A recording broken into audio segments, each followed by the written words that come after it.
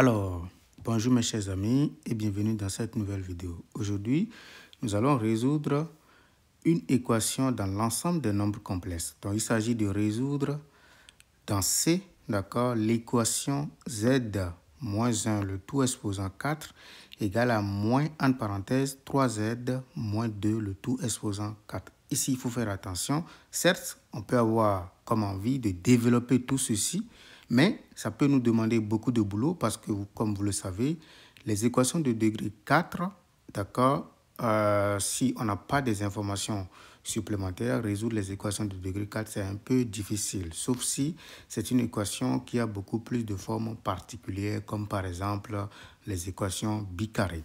Donc, qu'est-ce que nous allons faire? Nous allons écrire que nous avons ici Z moins 1 exposant 4 égale à moins, entre parenthèses, 3Z moins 2, le tout exposant 4.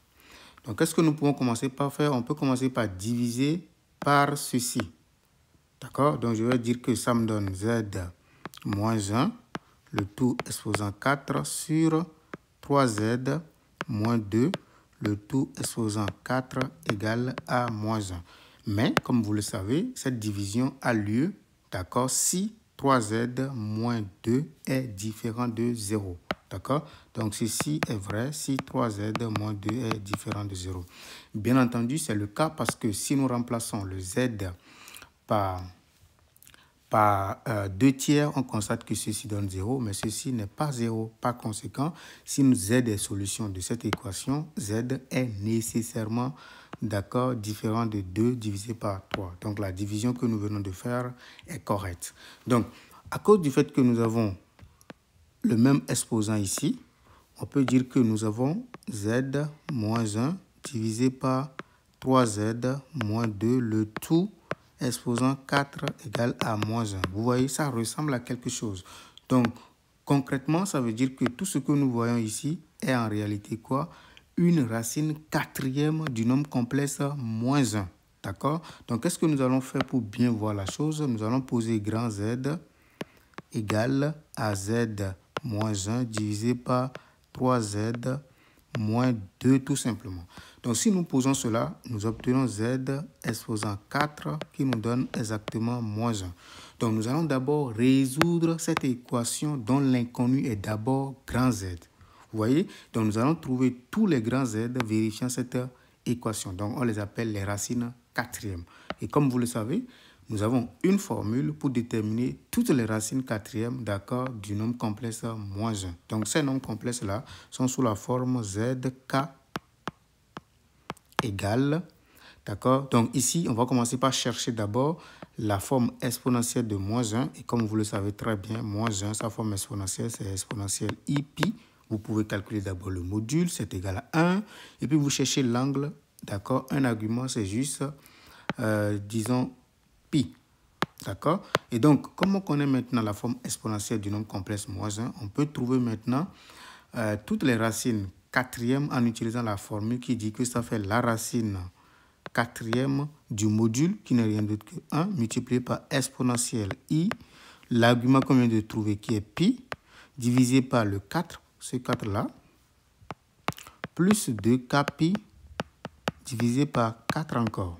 Donc, on utilisera cette formule avec k prenant les valeurs 0, comme c'est la racine quatrième, le k prend la valeur 0, 1, 2, et puis on s'arrête à 3. Pour qu'on ait exactement les 4, ça fait 1, 2, 3, et puis les 4. D'accord? Maintenant, comment on calcule Z de 0? Z0, ce n'est pas difficile. Il s'agit juste, ça c'est 1, d'accord, tout le monde le sait, ça fait exponentielle i, pi, divisé par 4 tout simplement, parce que le k va prendre la valeur 0 dans cette formule-là. Donc, si k prend la valeur 0, on a simplement ici pi sur 4. C'est ça que vous voyez ici.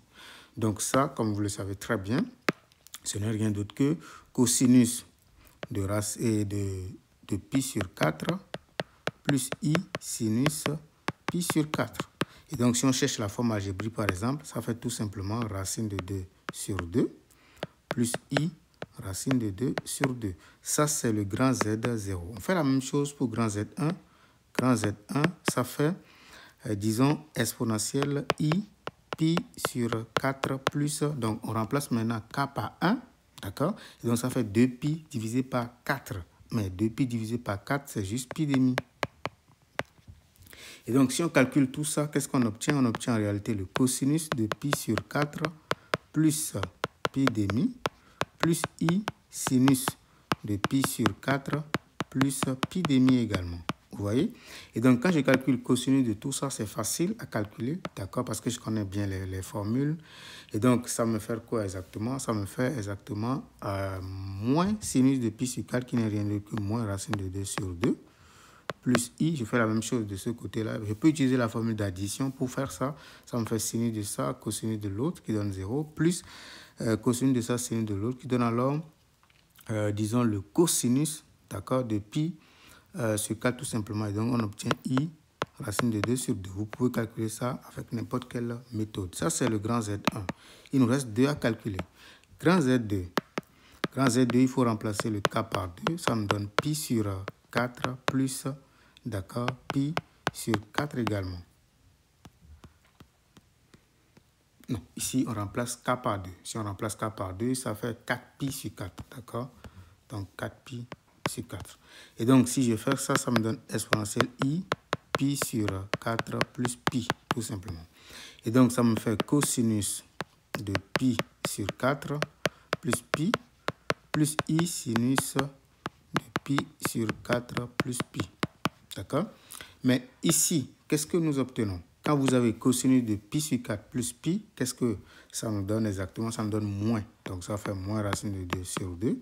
Ici, et ça donne sin cos, ça donne également moins. Ça fait moins i racine de 2 sur 2. Vous voyez, ça, c'est le grand Z3. Maintenant, le dernier, c'est le grand Z4 qui nous donne exponentielle i pi sur 4, d'accord, plus 8. Parce que et pardon, c'est 3, excusez-moi beaucoup, c'est le Z3. C'était le Z2, on vient de calculer, d'accord, très bien. Et donc, on remplace maintenant k par 3, ça nous donne alors 6pi divisé par 4. Et donc, au total, ça donne exponentielle i, ce qui donne 7pi sur 4, qui n'est rien d'autre que exponentielle i, pi moins pi sur 4. Ici, parce que ça fait... non, ça fait 2pi. Il faut qu'on regarde correctement. Ça fait 8pi moins pi, le tout sur 4. D'accord? Parce que nous avons 7pi. D'accord? Donc, ça fait exponentielle i, 2pi moins pi sur 4. D'accord? Parce que si je dispatche, je fais 8pi sur 4, ça fait 2pi. Je fais pi sur 4, j'obtiens ça. Mais 2pi, vous savez que les fonctions cosinus et sinus sont périodiques. Et donc, on obtient ça. Et donc, ça nous donne exactement racine de 2 sur 2 moins i racine de 2 sur 2. D'accord? Donc, nous avons Z1, Z2, Z3, Z4. Mais ce n'est pas vraiment ça la solution générale parce que nous, on cherche les petits Z. Donc, nous savons que grand Z, en réalité, c'est petit Z moins 1 sur 2Z moins 3. Il ne faut pas oublier. Je peux regarder encore une fois ce qui est grand Z. Donc, 3Z moins 2. 3Z moins 2. D'accord? Donc, voilà. Nous, on a déjà toutes les valeurs possibles pour grand Z. Donc, il faut maintenant déterminer toutes les valeurs possibles de petit Z maintenant. Donc, à partir de cette formule-là, nous allons essayer de trouver petit Z en fonction de grand Z. Donc, qu'est-ce que nous savons? Ça fait grand Z, facteur de 3 petits Z moins 2 égale à petit Z moins 1.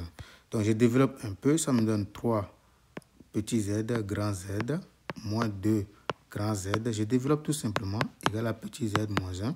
Je ramène maintenant tous les petits Z d'un côté. Ça me donne 3 petits Z, grand Z, d'accord, moins petit Z égale.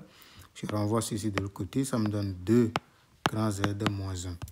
Et donc ici, qu'est-ce que j'obtiens? Je vais prendre petit Z en facteur. Ça me donne 3 grand Z moins 1 égale à 2 grand Z moins 1. Et donc, petit z en réalité, ce n'est rien d'autre que 2 fois grand Z moins 1 sur 3 fois grand Z moins 1 également. Vous voyez? Donc, nous avons déjà tout ça nous permet de calculer petit z0, ce qui nous donnera 2 fois grand Z0 moins 1 sur 3 fois grand Z0 moins 1. Vous voyez? On connaît déjà grand Z de 0. On le remplace simplement. D'accord? Ce qui nous donne alors racine de 2 plus i racine de 2 parce qu'on doit multiplier par 2 moins 1 sur 3 fois la racine de 2 sur 2 plus I, 3 racine de 2 sur 2, moins 1. Il ne faut pas oublier grand Z0. Grand Z0, c'est ici. On l'a déjà fait tout à l'heure. Tout est ici. Hein? On l'a déjà tout fait. J'ai multiplié par 2 au numérateur. D'accord? Je multiplie tout ça par 2. Et puis, je multiplie par 3 au dénominateur. C'est ce que je viens de faire. Vous voyez? Et donc, quand on écrit tout ça, on obtient racine de 2 moins 1 plus I racine de 2. Le tout sur 3 racine de 2 sur 2 moins 1 plus I 3 racine de 2 sur 2. Donc ici, vous voyez, on ne nous demande pas forcément la forme algébrique ici. Donc on peut laisser le résultat sous cette forme. Mais si on nous demande la forme algébrique, comme on sait déjà faire la forme algébrique, on va simplement multiplier le numérateur et le dénominateur par le conjugué de tout ça et développer posément. D'accord? Donc ça, c'est pour calculer petit z0. Pour calculer grand z0, on va prendre pour calculer petit z1, on va remplacer ici par z1, z1. D'accord? N'oubliez pas, ceci c'est grand Z. On va remplacer ceci par Z1, Z1 pour calculer Z2, 2, 2. Et puis, ainsi de suite, on obtient l'ensemble solution dans C qui va nous donner, attention, petit Z0, petit Z1, petit Z2, petit Z3. Avec petit Z0, on remplace ça ici. Vous voyez? Petit Z1, on remplace ici, on calcule tout ça. Comme je viens de le faire avec ceci. Vous faites la même chose pour calculer petit z1, petit z2 et petit z3 et vous écrivez tout dans cet ensemble-là. Donc, c'est ça l'ensemble solution de notre équation. N'hésitez pas à vous abonner, à nous dire en commentaire ce que vous en pensez, d'accord? Et puis, on va essayer de vous répondre. Merci.